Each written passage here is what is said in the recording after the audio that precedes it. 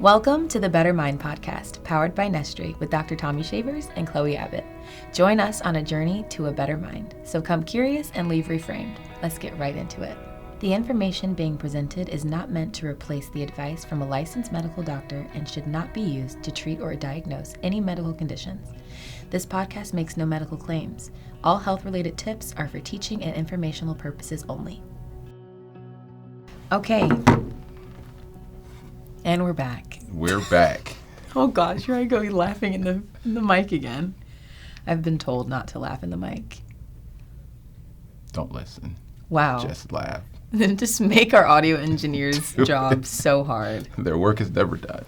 Oh, wow. They get to enjoy it with us. Right. So, okay. So, Tommy, how are you this morning? I'm well. How are you this morning? So good. Do tell. Actually, I was going to ask you. I have a really fun question that I think would really bring so much joy to this intro. In the business of Better Mind, what was one thing you reframed in your life this past week? One experience, one situation, one circumstance you were given that you intentionally decided to reframe your perspective of how you saw what was happening in your life. Tagging the previous episode if you haven't watched it.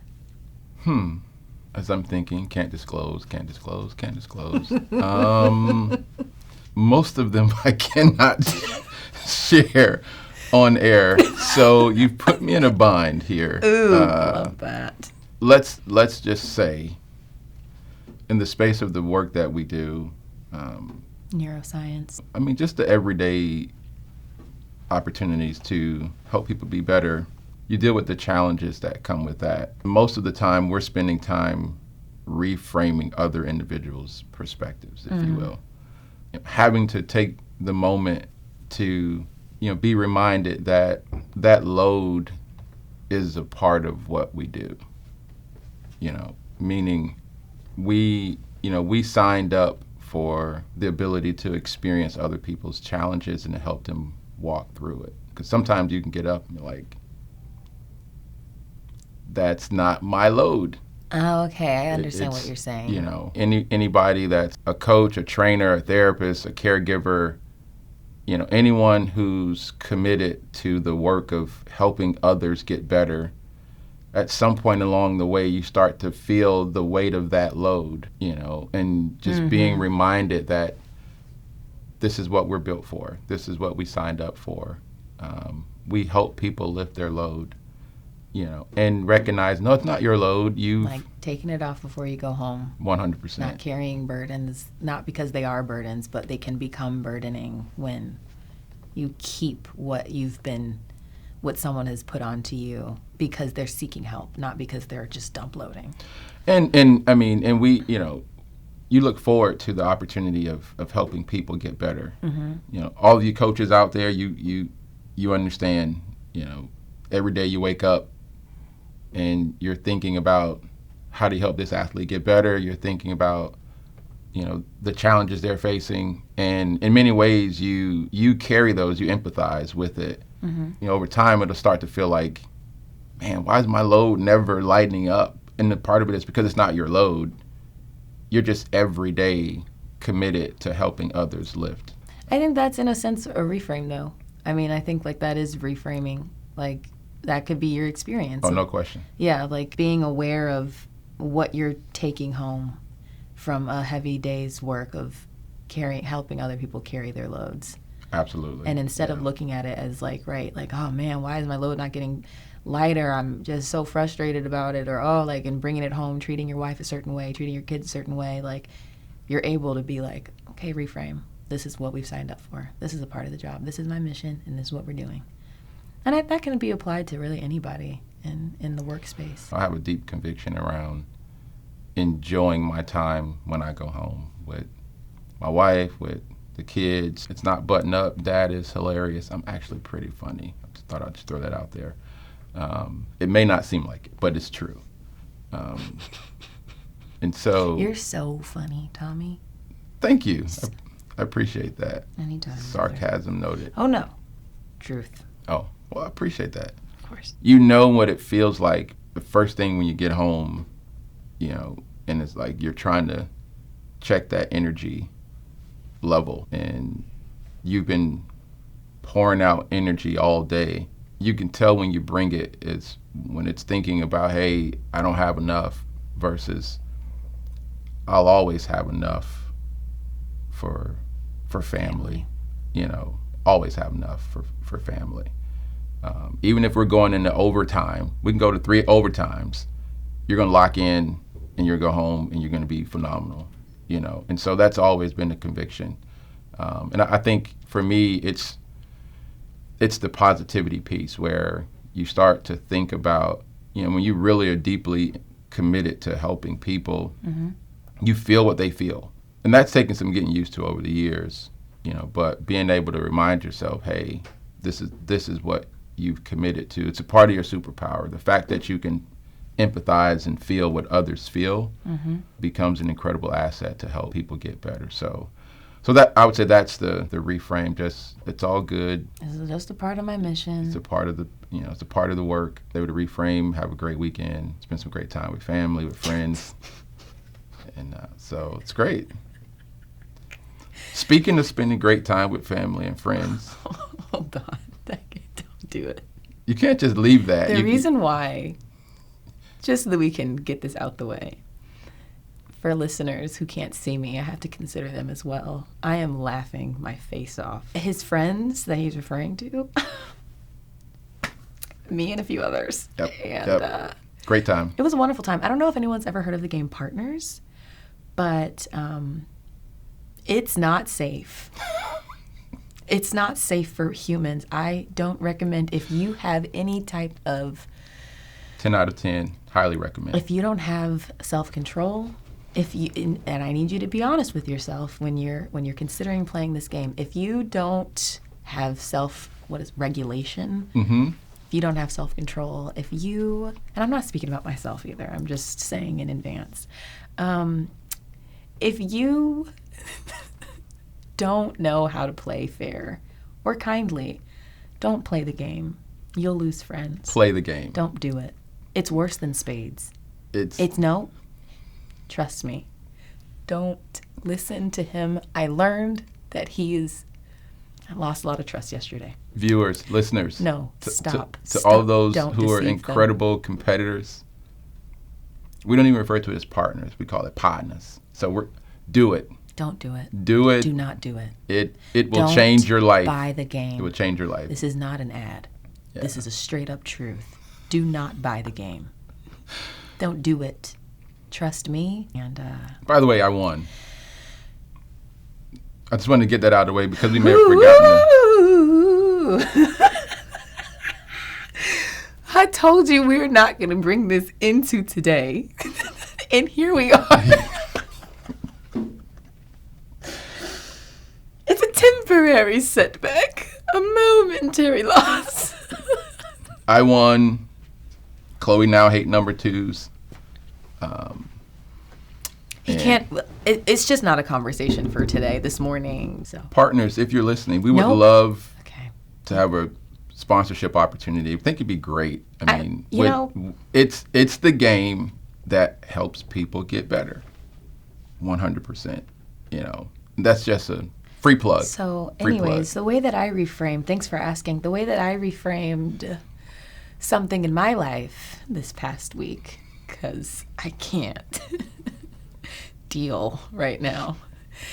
I will say this only because I think it'll help people, but I think, and there's so much value in sharing where you're at, if you can, when you haven't gotten to the other side. I feel like people gatekeep. I'm guilty of it. People can gatekeep their journey because they don't want to talk about where they're not at yet. They want to talk about their story when they get there. Right. And I have learned that doesn't help anybody. Like, it is awesome to hear the testimony and like the end goal, but like if you're able to share some of your journey, because I understand there is wisdom in not sharing certain things when you're in the process of getting to that place that wherever you're trying to go, but there's so much to be learned when you allow people in, the right people, which is what we're going to talk about today. Right. And wisdom to help you see and reframe your situations different. And so one of the things that I've been kind of learning as I've been in this transition of my life from being athletic in the athletic world to now being in, I don't want to call it corporate. I don't feel like it's corporate, but just like not being a full-time athlete, like work balance and the importance of not living your life in go mode all the time. As an athlete, you are in go mode all the time. You're disciplined 24/7. Like how you sleep, you track that. What you're eating all the time, you track that. Your weight, you track that. Especially if you're a woman, I know that men do that too, but women especially, like you track all these different things all the time. Your discipline is all the time to be the best at what you're trying to accomplish. And you really can't bring that to the workspace in the way that at least I was doing it. Right. Where it's like you burn yourself out. Like you stay up till 4, 5, 6 a.m. trying to get something done because you care so much or you're genuinely trying to be the best at it. And it's like something that one of my coworkers shared to me was like, work is always going to be there. Life though, like family, like you've got to make time for that. And I'm currently in that place where I'm like sifting, like, okay, I know that I could get this done by like finishing it right now, burning myself out, or what will that do for my health? My sleep? Yeah. Like just my overall well-being, like being able to function properly the next day. And I know there's a time and place for everything, but I'm in that space of reframing how I look at work. Yeah, I mean, being an athlete actually gives you somewhat of an advantage in that sense. And here's why I say that. When you're an athlete and you train and you're in that go mode, there's some built-in factors that give you indicators of when the tank is empty, right? You know, muscle fatigue, you know, lactic acid buildup. Right. You know, training to failure. And so there's things in there that tells you you're done. Now time is, you know, it's time to recover. In the everyday life cycle of work grind pieces, a lot of those guardrails or indicators aren't as obvious. You know, we can often go beyond the flags or the warnings just because they're subtle. They're not as obvious as physical training, right? I'm done is pretty noticeable. Yeah. Right? I can't walk from this workout. Can't breathe. So, you know, suffering. And in the everyday life, answering another email doesn't have an indicator. You know what I mean? Yep.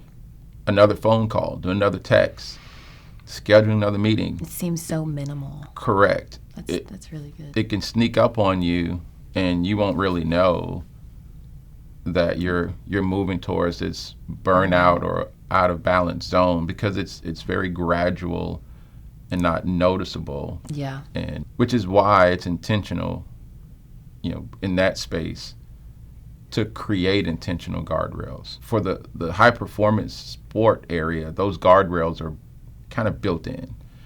You know, when you kind of transition out of that, there are no guardrails. Yeah, like you'll just I haven't, learning what those are. Learning how to also communicate, like, hey, like, yes, I could, but no, I can't. Like, not because I can't, but because if I do, a part of me will potentially. I'll also add too, you got to give yourself some time, because a part of it is in that transition, you're naturally learning what those guardrails are. Right. You know what I mean? Where over time you start to figure out your load capacity. You start to notice what those new indicators look like for you, and you naturally start to adapt in that way. But I want to go back to something you said a little bit earlier. You know, one of the reasons individuals don't share when they're going through what they're going through in the moment is often because they haven't really figured out how to process it yet, right? And I think that's a natural thing when you're in it and you're trying to figure it out. And the part of that too is when you don't really fully understand what it is you're going through, in some ways, the last thing you want is for someone speaking into what you're not even sure of yourself. Exactly, right? If you have friends who care or friends who have an opinion, they're going to say something. They're going to give you their thought. Yep. And if you value them, you can potentially find yourself moving in a direction that may not actually be what you're going through. So some of that is wise. Yeah, some of that's understandable. Yeah. And I think that's 100%, like, there is wisdom in knowing when to share, because yes, I've experienced that where I was so dependent on my friends and family that I didn't even have time to look at how I was processing what I was given. And it's like you want to get, at least for me, I was like, I want to get to an answer, a resolve, a solution so quickly that it's like I want to ask people as many questions as I can so that I can get to that resolution. Yeah. But that's, to me, I don't, like, it can be, like you said, a very dangerous walk of kind of like letting people in a little too soon and not letting the time just be the time. And I do think having individuals that you can look to, Yep. model after. I'm the youngest of 7 children, and I tell people, I tell my siblings this too, like, I learned from you guys' mistakes, from your mistakes. I saw the trouble you guys got into, and it was like, noted, yeah, I wanted to try that too, but I saw what that got. Not going to do that. So I'm going to learn from, because I'm just wired that way.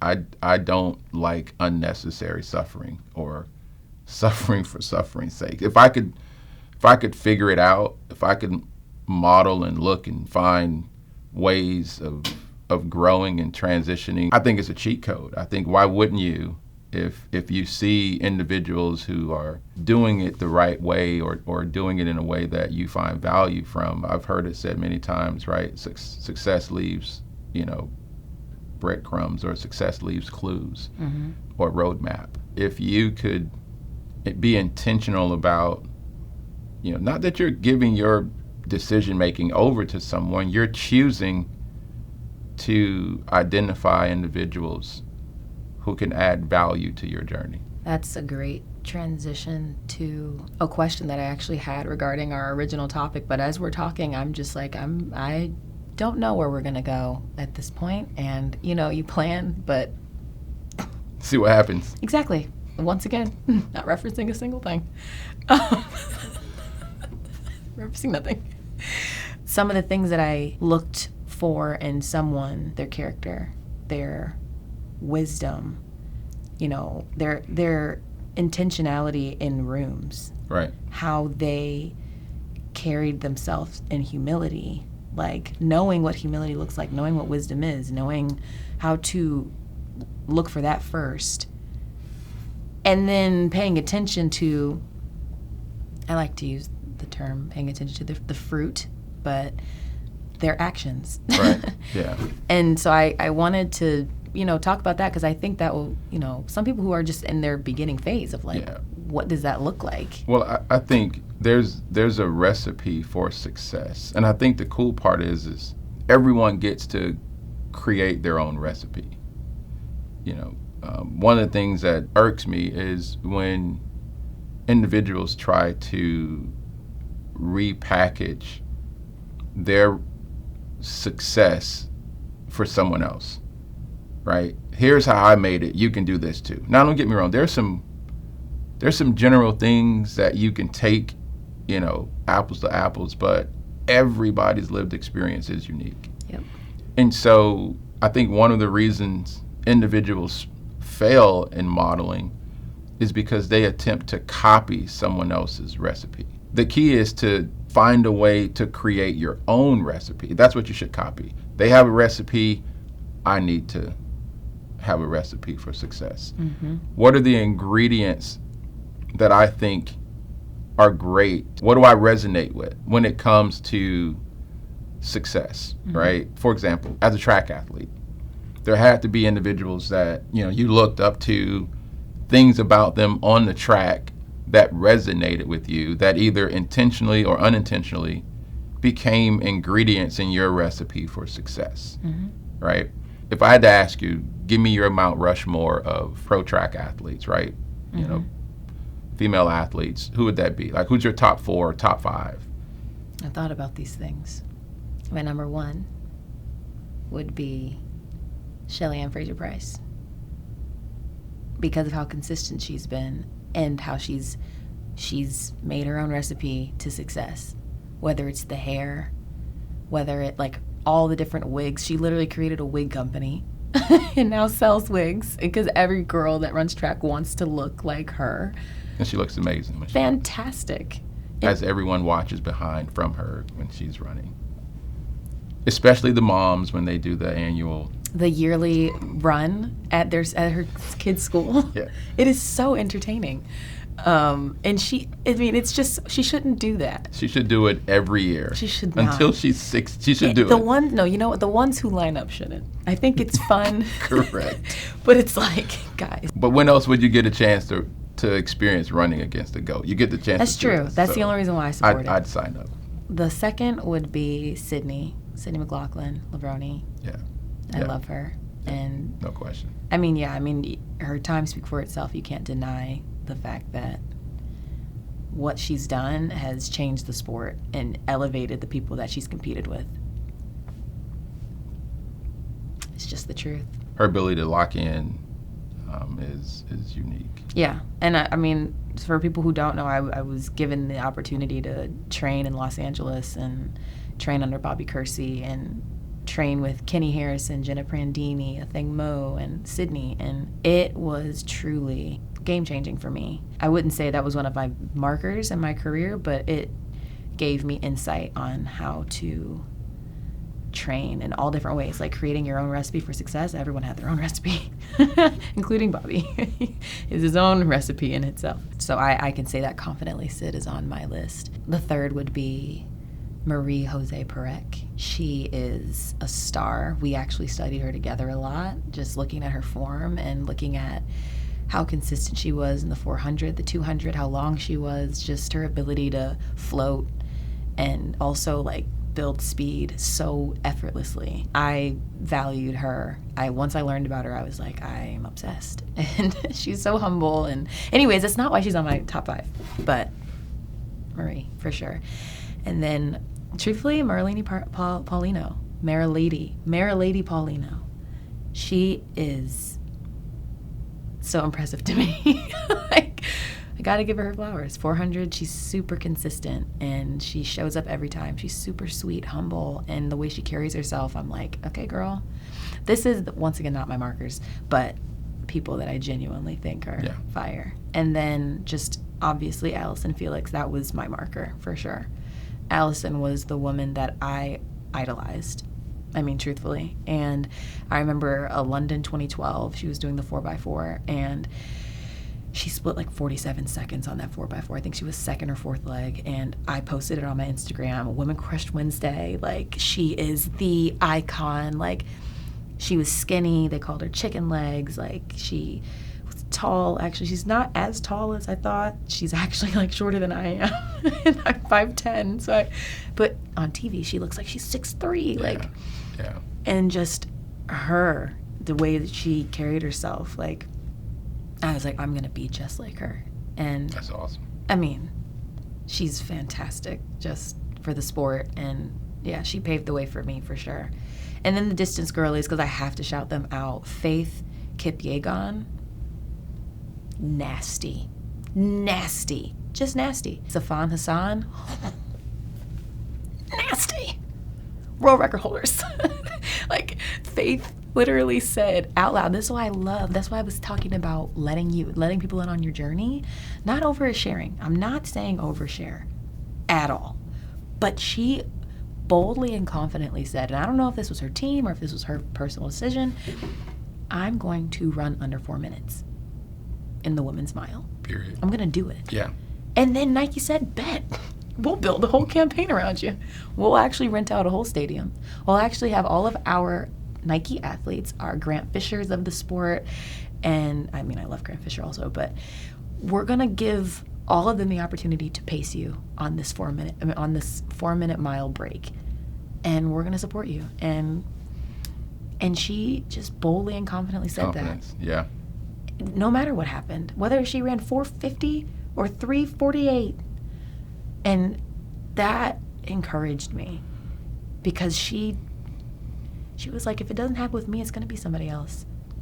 So I mean, I love this. So I don't know if you intentionally did it, but over time and to whatever degree, you were creating your recipe for success.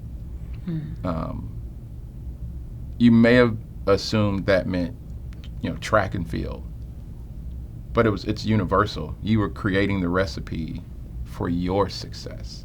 And I think that's super important to understand, that when you have the privilege of taking ingredients from incredible people, you're going to create an incredible recipe. You can't mess it up. Yeah, taking right? pieces from. I mean, when I cook at home, and it's rare because I don't need everybody knowing I have skills, so take ingredients that taste amazing, and more than likely you're going to create something that tastes amazing. And of a simple, hey, this seems like it would taste great.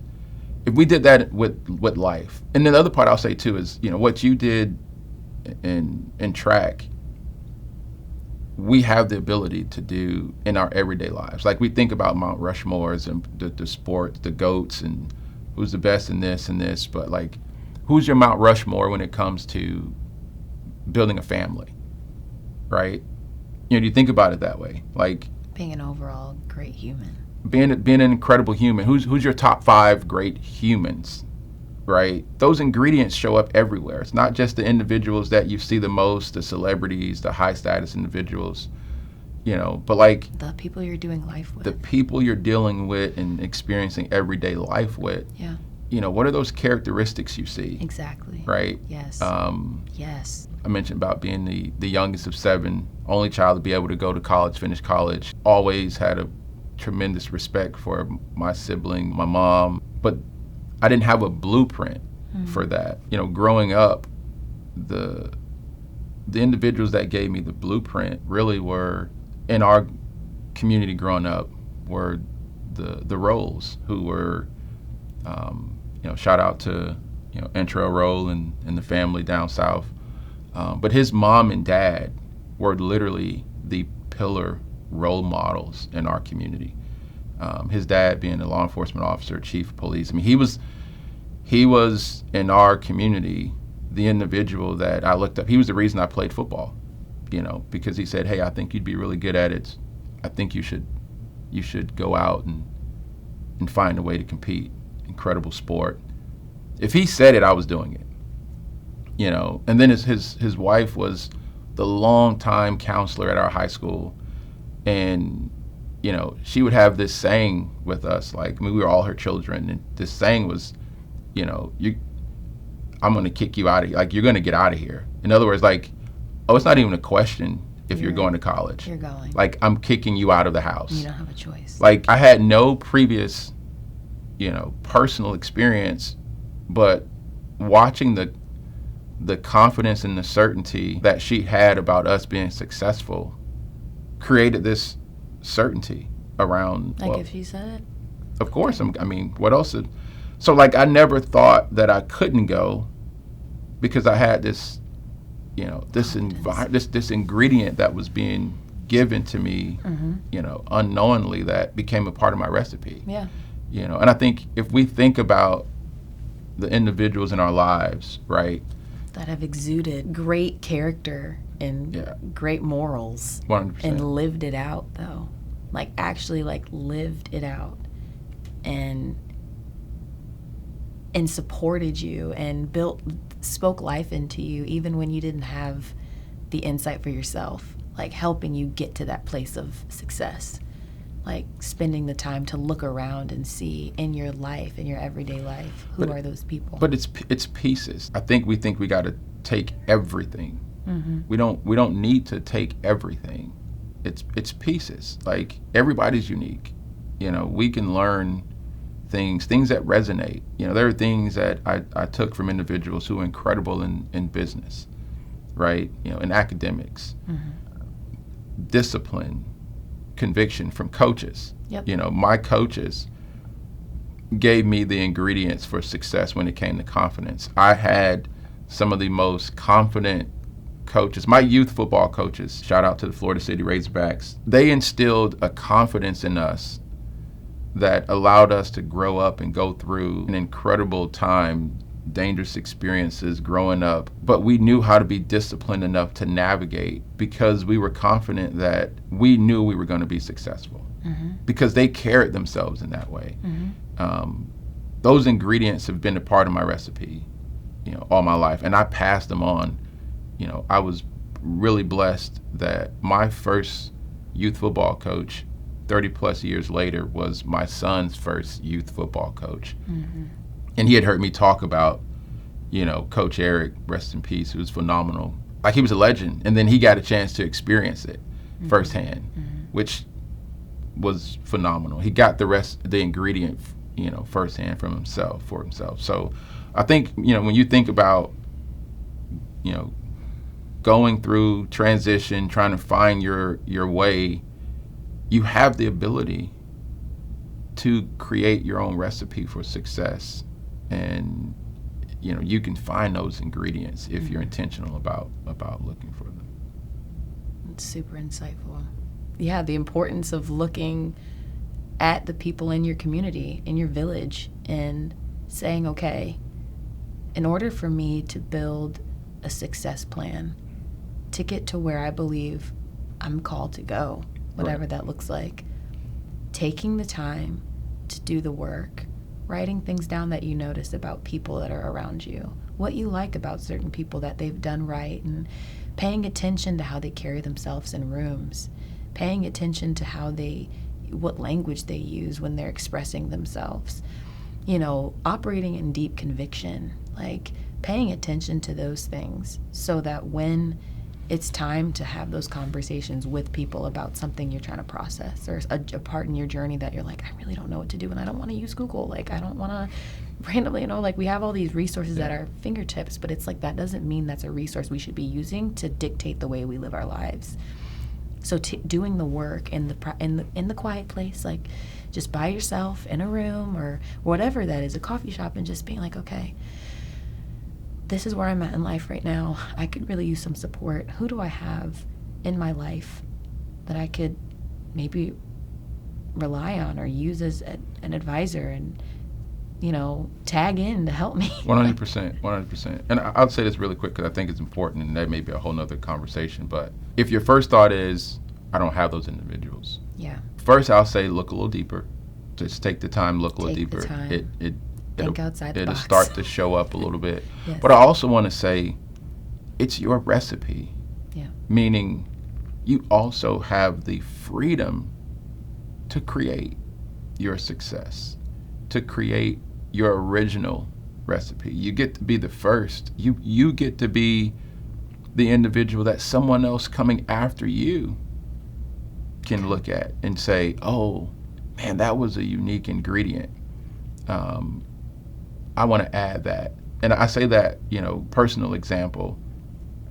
Some have heard my story. My wife and I, we will be celebrating 30 years of marriage next year. We've been married since we were seniors in high school. Started dating in the 9th grade. We got married in the 12th grade. The whole world went crazy. They were like, what are you doing? You're young, you're immature, you don't know how this thing works. We were pretty clear that we were going to do life together. And I remember having a conversation with her that, people thought we were making a rash decision. A rash, immature decision. She had music scholarships to go one place. I had football to go another place. But I remember having a conversation I shared with her is, these are people who care. The challenge is there's no precedent for what we're doing. So we'll be the first to create it. And with time, people will see that we made the right decision. And so here we are now, 30 years later. Off a decision you guys made because you operated in what you knew was true.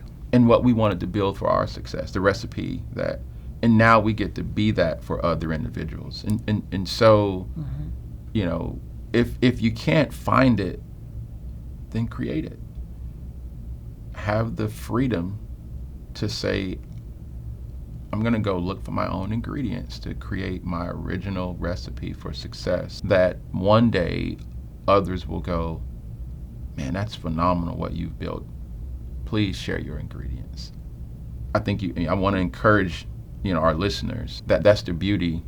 You don't have to be limited to what you've already seen or to what's been done. Got the freedom to create your own recipe. I think that's our stopping point, for sure. That was fantastic. I mean, seriously though. It's life language. I mean, it's it can apply everywhere. And I'd love to break that down some more. Just I just love to see I get to taste the success, take the recipes. I love seeing individuals be successful and going, man, what are the ingredients? What there? did they do? That's awesome. This, I can't do that, but this, I can do. I can do that. Well, that was awesome. I really love the detour we took today. Detours They're fantastic. Are literally our directions. I mean, I love them. Yeah. And we really spoke to so much. So we do have a plan. In fact, we have more than a plan. If you saw what Chloe put together, you'd realize. There's just no point. Yeah. It's never been a point. But I do study.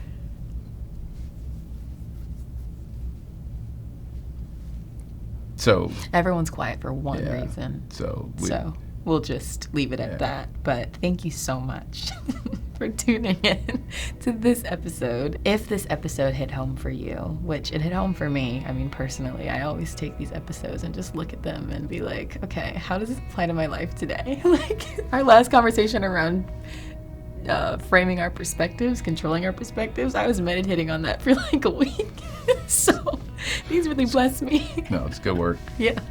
So if they bless you, if they help you in any way, like please share your insights, please share comments, leave reviews. Yes, let us know like how this is impacting you, because we really are here to help. Like this is a tool that we want people to use to think differently about their circumstance and to see their world differently. And we're every day being impacted by these conversations. And so this isn't just a podcast, like this is a catalyst for change. And we are enjoying it so much. I am enjoying it. And my life is getting better from it. So yes, leave us a review, leave us a comment on YouTube, share insights with us on social media. And as always, we're here to help you guys get better. So thanks for joining the Better Mind podcast powered by Nestry. And go ahead and do your tagline, Tommy. What's the tagline? He doesn't study. He created a company and he doesn't even know his own tagline. So I got through college, high school, every other. Nestry, a better mind starts here. That's an incredible tagline. Let me try it. Nestry, a better mind starts here. Without study. Oh.